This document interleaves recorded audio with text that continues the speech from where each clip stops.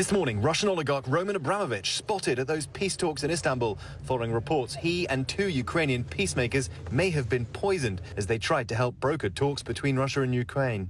The Wall Street Journal reporting Abramovich and peace negotiators suffered symptoms of suspected poisoning after a meeting in Kyiv earlier this month. Abramovich, the owner of the Chelsea soccer team, was sanctioned by the UK for what they called his close relationship with Vladimir Putin in the past, something he denies.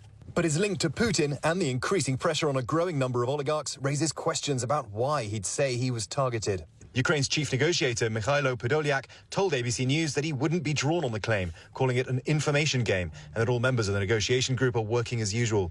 Putin's dark reputation for assassinating opponents, perhaps a convenient context for a Russian oligarch looking for new allies. Vladimir Putin has this deep sense of betrayal, and what we don't know, is it possible that Roman Abramovich has sort of undercut the Kremlin and therefore Putin wants to assassinate him and murder him?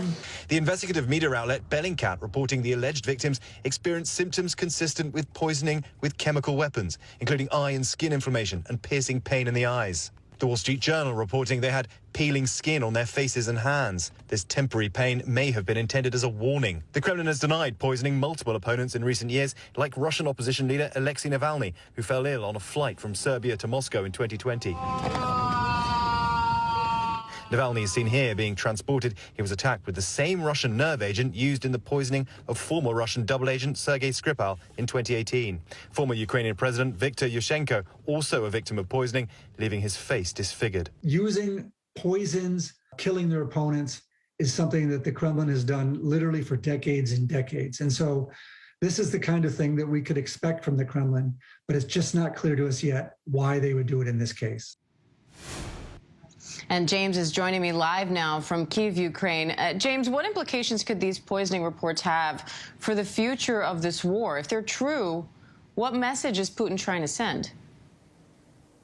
Well, Diane, I think you said it, if they're true, and I think that's the one thing that a lot of people here are wondering. I mean, the Ukrainians have been very reticent to talk about it. Is it because it maybe just didn't happen, or is it because the Ukrainians are worried about it derailing negotiations? I think, and on that point of the Ukrainian negotiation tactics, it's interesting. I covered the Syrian civil war, and we went to Geneva a number of times to cover the negotiations ongoing there between the Russians and the West. And every time there were talks, and there were talks for years on how to get the Russians and Assad, of course, to back down. And every time we went, there'd be a talk of a breakthrough, as we've heard today, perhaps a minor breakthrough in Istanbul. And afterwards, Western leaders would come out, and you'd have the Americans and the Brits and the French to come out and say, well, look, it's very promising. The Russians have said X, Y, and Z. And then hours later, we'd hear of another assault on Aleppo or barrel bombs dropping on innocent civilians in Syria. And there'd be all this outrage in the West saying, well, hang on a minute, the Russians said one thing in negotiations and they've done a completely different thing. And there was this kind of level of, I can't believe the Russians would have done this. The Ukrainians are not doing that. Why? Because they understand the game. They understand Russia's tactics. They understand the game playing that goes on away from the negotiation table. They understand that they will have to send their negotiators to Istanbul or wherever else Russia agrees to meet. And the war here will continue. And as I talk to you now, we're hearing artillery being fired in the suburbs, anti-aircraft guns as well. And so the Ukrainians get this game. And I think perhaps these allegations of poisoning, the Ukrainians are very keen to make sure that doesn't derail the negotiations, because that's exactly what the Russians want to happen.